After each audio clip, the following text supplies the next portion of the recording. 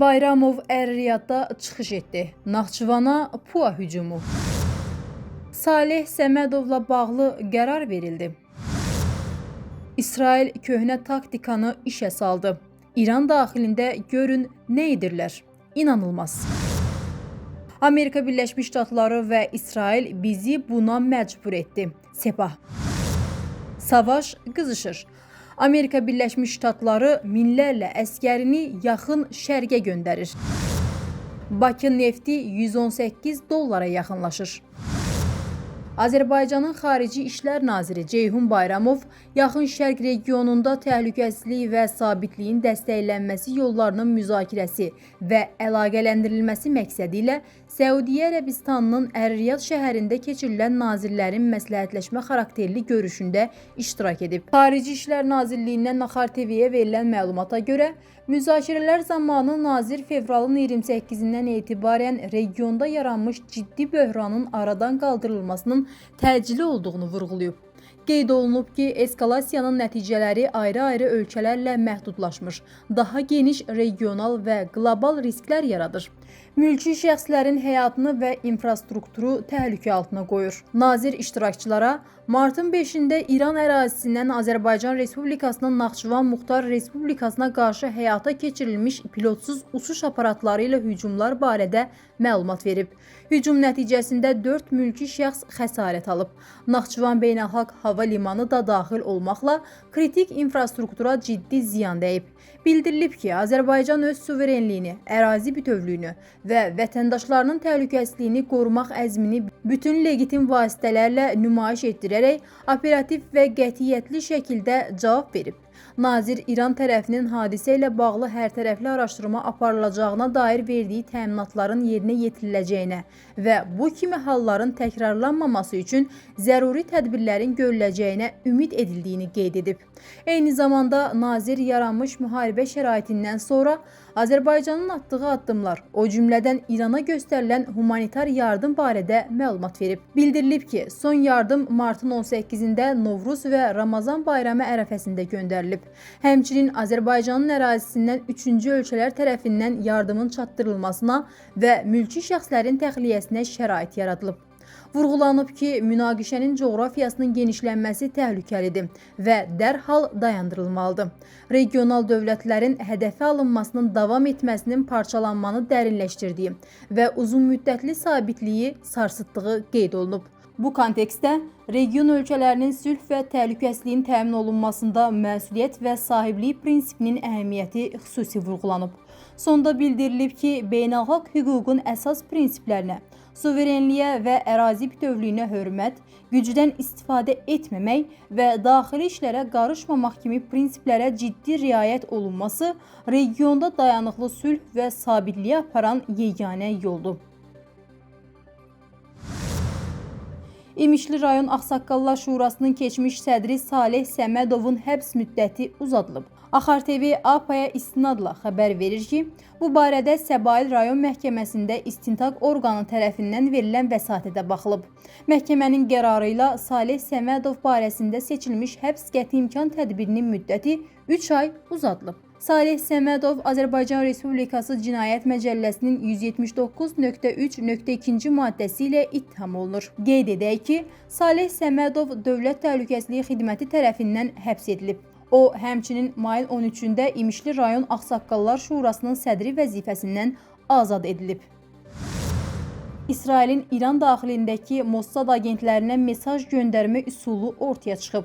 İddialara görə Təl-Əviv qarşı tərəfin ərazisində güclü kəşfiyyat qrupları yerləşdirib. Onların koordinasiyası isə radio tezliklər, gizli rəqəmlər vasitəsilə həyata keçirilir.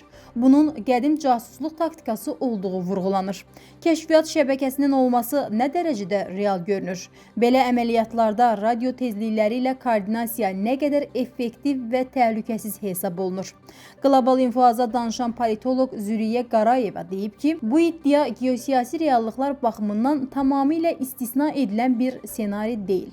Əksinə, müasir hibrid münaqişələrdə dövlətlər yalnız xaricdən deyil, daxildən də təsir mexanizmləri qurmağa çalışırlar. İran kimi böyük etnik və sosial baxımdan mürəkkəb sanksiyalar, daxili narazılıqlarla üzləşən ölkədə müxtəlif kanallarla informasiya toplamaq, təsir imkanları yaratmaq texniki və operativ baxımdan mümkündür. Xüsusilə son dövrlərdə yüksək səviyyəli hədəflərin dəqiqliyi ilə vurulması və daxili obyektlər haqqında detallı məlumatların mövcudluğu bu cür şəbəkələrin ya yerli agentura, ya da texnoloji kəşfiyyat vasitəsilə müəyyən səviyyədə fəaliyyət göstərdiyini ehtimal etməyə əsas verir. Politoloq bildirib ki, radio tezlikləri üzərindən koordinasiya üsulu klassik və sürətli kommunikasiya vasitəsi olsa da, müasir şəraitdə tam təhlükəsiz hesab olunmur. Çünki İran kimi ölkələrdə siqnal kəşfiyyatı və radioelektron mübarizə imkanları kifayət qədər inkişaf edib. Açıq və ya zəif şifrələnmiş rabitə asanlıqla izlənə bilər. Buna görə də peşəkar kəşfiyyat əməliyyatlarında radio rabitəsi adətən ya qısa müddətli, tez-tez tezlik dəyişən, ya da əlavə şifrələmə və maskalama texnologiyaları ilə birlikdə istifadə olunur. Praktikada isə daha təhlükəsiz hesab edilən üsullar, yəni şifrəli rəqəmsal platformalar, peyk rabitəsi və ya lokal, fraqmentləşdirilmiş əlaqə kanalları ilə kombinə olunmuş model üstünlük təşkil edir. İran qonşu ölkələrin neft və qaz obyektlərinə hücum etmək niyyətində deyildi. Lakin Amerika Birləşmiş Ştatları və İsrailin 18 mart səhəri İranın enerji infrastrukturuna hücumu Tehranı buna məcbur etdi. Axar TV xəbər verir ki, bu barədə İran İslam İnqilabı Keşikçiləri Korpusunun məlumatında deyilir. İran İslam Respublikası müharibəni neft obyektlərinə qədər genişləndirmək niyyətində deyildi. Dost və qonşu ölkələrin iqtisadiyyatına zərər vurmaq istəmirdi. Lakin düşmənin enerji infrastrukturuna qarşı təcavüzü ilə biz faktiki olaraq müharibənin yeni mərhələsinə qədəm qoyduq və İranın infrastrukturunu qorumaq zərurəti bizi Amerika Birləşmiş Ştatları və onların Amerika səhmdarları ilə əlaqəli enerji obyektlərinə zərbə endirməyə məcbur etdi, deyə bildirilib. Qeyd edək ki, martın 18-də Amerika Birləşmiş Ştatları və İsrail İranın Cənubi Pars qaz yatağına zərbələr endirib. Buna cavab olaraq İran hərbi qüvvələri Bəhreyn, Birləşmiş Ərəb Əmirlikləri və Qətərdə enerji infrastrukturlarına hücumlar təşkil edib. Amerika Birləşmiş Ştatları neft marşrutlarını qorumaq üçün yaxın şərqə qoşun göndərməyi düşünür. Axar TV xəbər verir ki, bu barədə Reuters məlumat yayıb. Donald Trump administrasiyası bölgədəki hərbi mövcudluğunu artırmaq üçün bir neçə ssenarini, o cümlədən minlərlə Amerika əskərinin göndərilməsini müzakirə edir.